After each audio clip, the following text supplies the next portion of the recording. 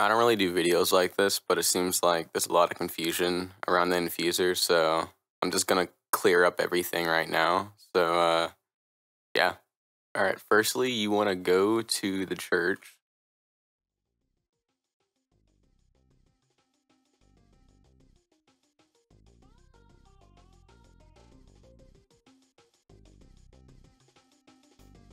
And buy one of these cleansing tears for 500 each. Alright, so the next step I actually don't have full footage of because I haven't really found one in the past few hours, but you need to kill an Iron Slayer or a random mob that has purple particles coming off of them to get a Bind of Corruption. And you want to take that in the tier and come here to a crafting table. And you want to scroll down. So you find the Binding Orb right here. You combine the two, and you'll get the Binding Orb. You need to be crafting level 10. And if you need to level up crafting a tiny bit faster, the main things I can say really that can give you some pretty good XP is just crafting potions and crafting farm bunnies outside, and then just start crafting the looter's hat a bunch of times until you get level 10 or higher. And then once you actually get the Binding Orbs, you can spam making the Binding Orbs until you get like a higher level, really. Because the Binding Orbs each give you 300 XP anyway, so yeah. Alright, so next I'm going to show you guys all 3 locations of the infusers, and then I'm going to tell you exactly what they do. So first location is in Deadlands.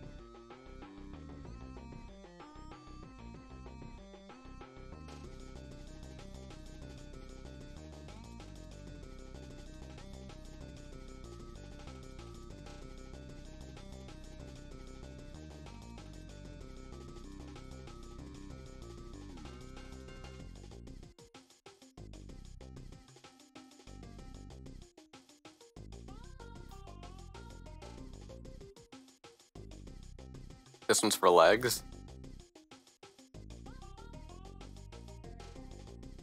The next location's up inside the tundra from Flora.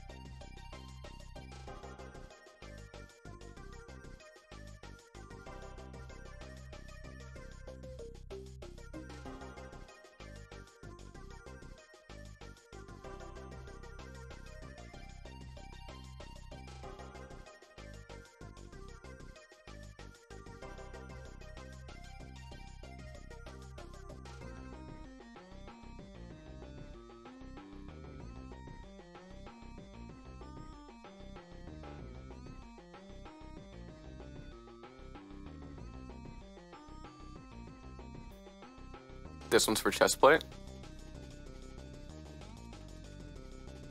And we're actually gonna go back the same way and head back down. The reason why I showed you guys this one first is because when you go to the helmet one, you get stuck down there and you have to jump into the swamp. So you would have to run all the way back up if you go to that one before this one.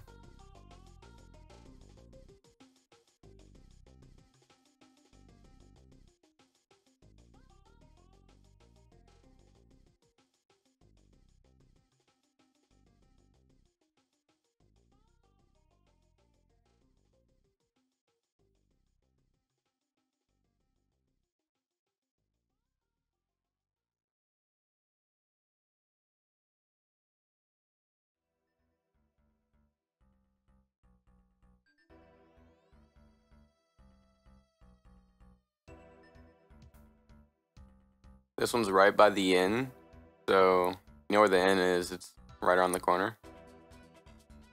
Right here where some snow is like messed up, drop down. And here's the head.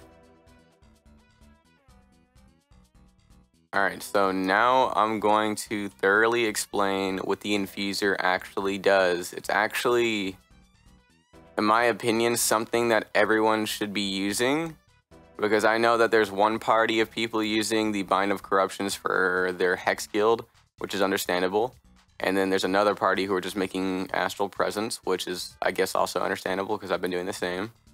But the main use of the Binding Orbs, at least for right now, is using the infuser.